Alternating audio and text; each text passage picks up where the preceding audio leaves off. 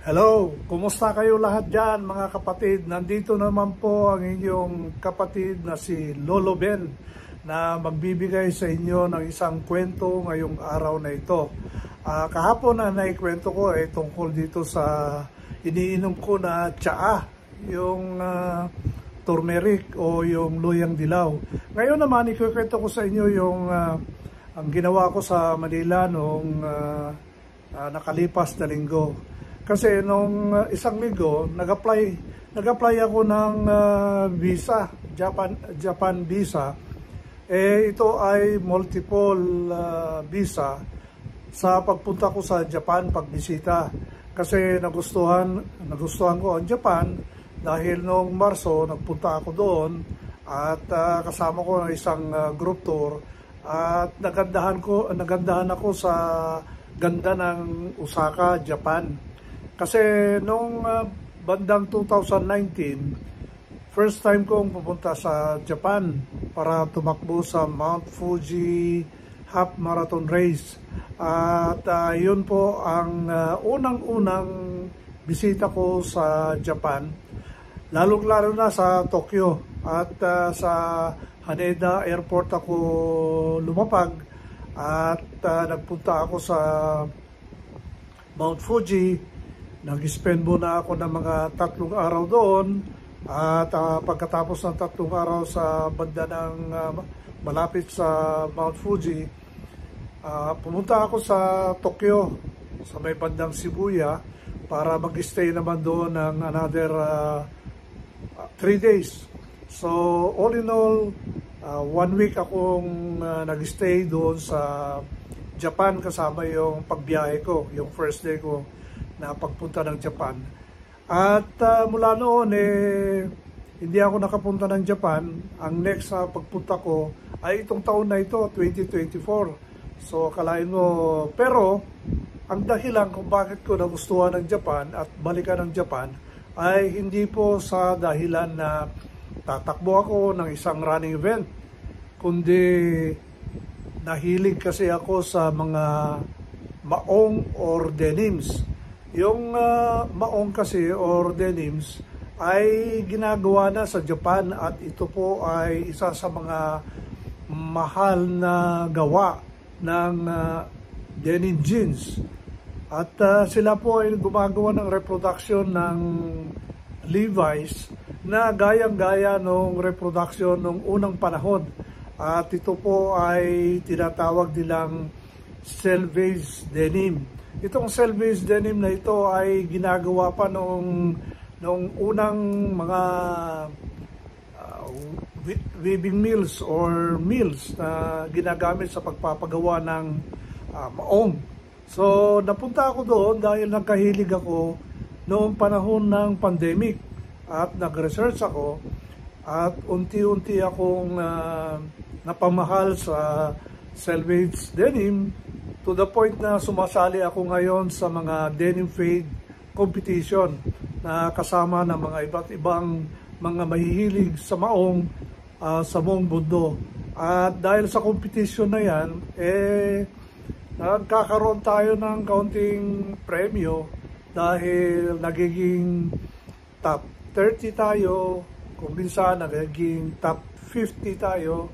At mula noon, nung 2019 o 2020, nung lockdown, talagang napamahal ako at nagkaroon ako ng maraming koleksyon ng selvage denim na gawa sa Japan.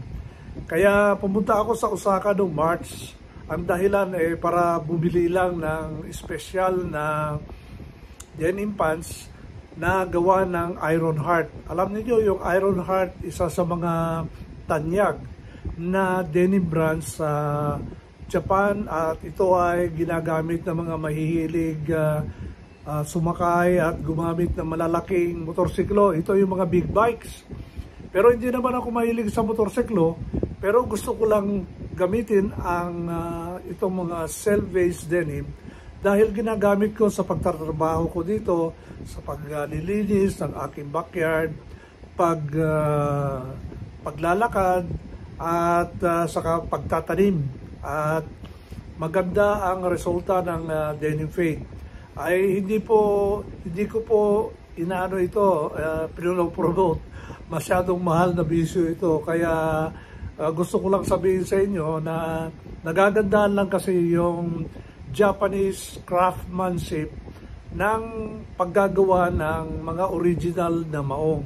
Kaya nagplano ulit ako na pumunta ng Japan itong darating na next month pala, September.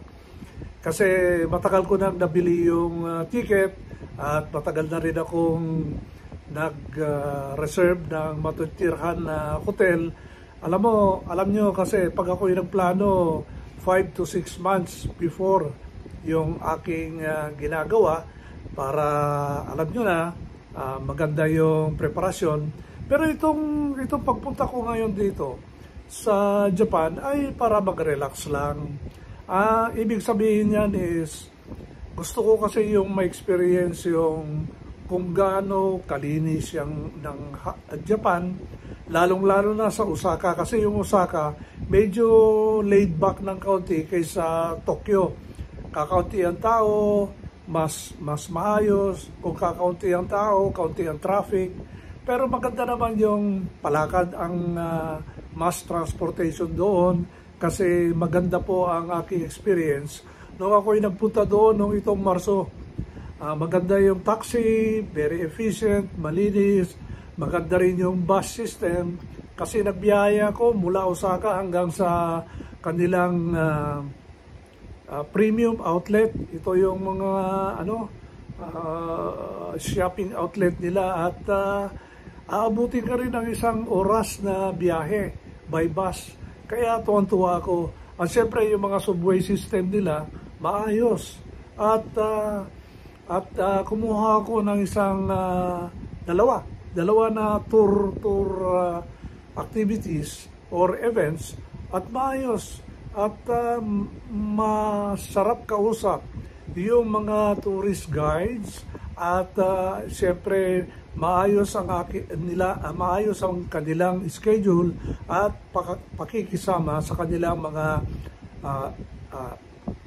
kliyente kagaya sa akin. So, yun po, nag-apply ako ng multiple entry visa papuntang Japan. Kasi nung una, single entry lang yung kinuha ko. Yung single entry, hindi naman masyadong mahal yung application. Palagay ko, inabot lang ako ng 900 to 1,000 pesos. Single entry yun. At nakuha ko kaagad.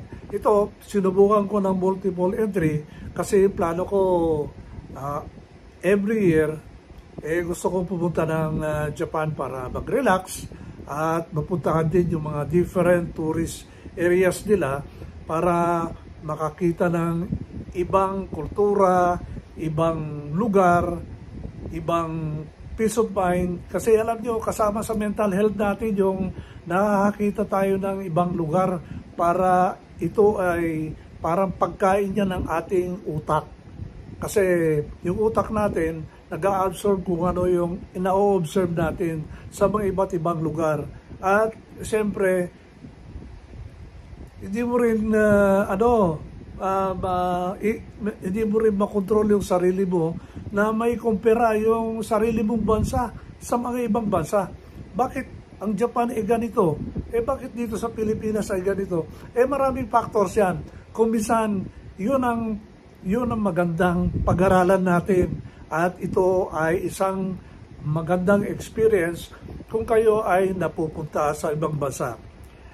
Yan ang unang dahilan para sa mental health, wellness natin, para marami tayong na-absorb, na-obserban ng magagandang bagay. So yan, positive vibes. So gumaganda yung experience natin, gumaganda yung naiisip natin, at syempre masaya yung utak natin at masaya kung ano ang iniisip natin. Pangalawa, yung tiyan.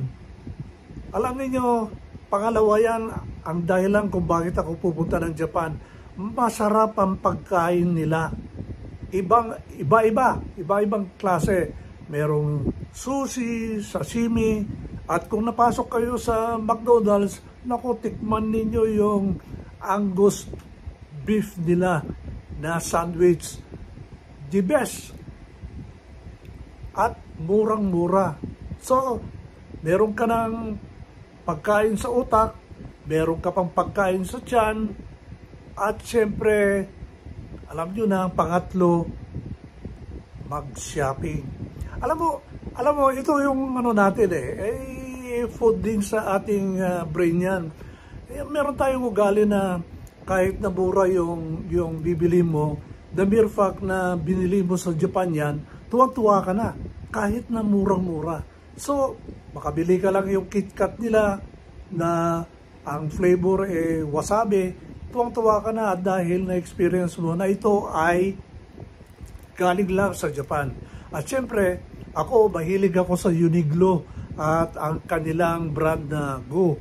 Makabili lang ako ng medyas, brief, t-shirt na kagaya nito. Tuwan-tuwa na ako kasi murang-mura po as compared sa mga US brands na made in China. Anyway, yung mga ibang Uniqlo items made in China, pero makikita mo yung quality control ng product at saka masarap sa katawan. Ang konsiderasyon dyan nakakatipid ka ng malaki. Ikumpara mo yung price ng Uniqlo dito sa Pilipinas at sa Japan, ang laking diferensya. Bakit? Kasi mababa po yung economy ngayon ng Japan. Malaki po yung conversion ngayon. 2 pesos and 58 centavos yung isang yen. Can you imagine that? So, ang laki nung kamurahan. Kung bibili mo yung ganitong t-shirt dito sa Pilipinas, 790. Pero doon sa Tokyo or sa Osaka, sa mga Uniqlo store nila, mamibili mo lang ng mga 500 to 600 pesos based sa conversion nila. At hindi ka lulukuhin kahit na credit card or debit card ang gagamitin mo. Kung minsan pa nga bibigyan ka ng 10% discount or 5% discount dahil incentive nila ito sa discount sa tax. Lalo na kung i-present mo yung passport mo sa kanila. Meron nagbibigay ng 5% discount, meron din nagbibigay ng 10% discount. I-present mo lang yung passport mo, makita nila na tourist ka, kaagad automatic meron kang discount. Pero yun lang po na-observe ko sa mga shopping, yung malalaking brands like, alam nyo, ang paborito ko dyan yung mga denims nga, at saka yung mga sapatos o boots na gawa ng Japan. Ito yung Red Wing. Ako, nagkukolek ako ng Red Wing. Halos karamihan ng akin na bibili Red Wing na gawa sa Japan at talagang super ganda. At syempre, yung mga gamit sa katawan or mga clothing, jeans, brief, medyas, kung ano-ano dyan. Kuminsan, meron mga magagandang cap na gawa sa Japan at ito ay mura.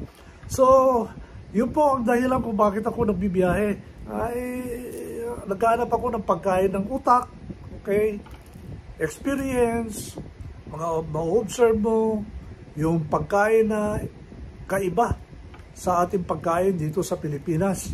At syempre, counting shopping, kung merong kasi alam mo, marami tayo mga kaibigan, trabahador, syempre, bibigyan mo lang ng counting pasalubong yan, matutuwa na sila. Lalong-lalo na ito ay galing sa Japan at wala ka makikitang ganon dito sa Pilipinas. So, yun lang muna ang kwento ko sa inyo. Masaya ako at na-approve yung multiple entry visa ko ng Japan. So, effective itong 2024 hanggang 2029. So, 5 years po yung validity ng aking multiple entry visa papuntang Japan. So, yung mga kaibigan ko dyan sa Japan, plano kong pumunta dyan sa Tokyo sa April dahil gusto kong makita yung ano ba yung pangalan nung ano nyo, yung cherry blossom. Yun. Nakita ko ang cherry blossom sa Osaka pero kakaunti lang. Pero gusto ko mapuntahan yung lugar dyan sa Tokyo na maraming nakalinya ng mga kahoy ng cherry blossom. At yan ang plano ko ngayon by April of 2025 sa Tokyo at Shibuya. Marami akong gustong puntahan dyan, yung Ueno, Shibuya, kung saan yung mga shopping center dyan dahil minsan marami akong nabiling mga Onitsuka Tiger at saka yung mga Adidas dyan. At sana magkita-kita tayo lalong-lalo na sa aking mga subscribers na taga Japan at Tokyo at magandang mag-meet up po tayo dyan sa Shibuya or sa Tokyo or sa labas ng Tokyo kasi ang gusto ko ay yung titirhan ko sa Japan or Tokyo next time dito sa medyo malayo sa sentro para alam nyo na mas maganda yung exposure sa kultura at syempre mas maganda yung makakain mo, mas mura yung tirahan at syempre mas mura yung pagkain. So yun lang po ang aking kwento ngayong araw na ito.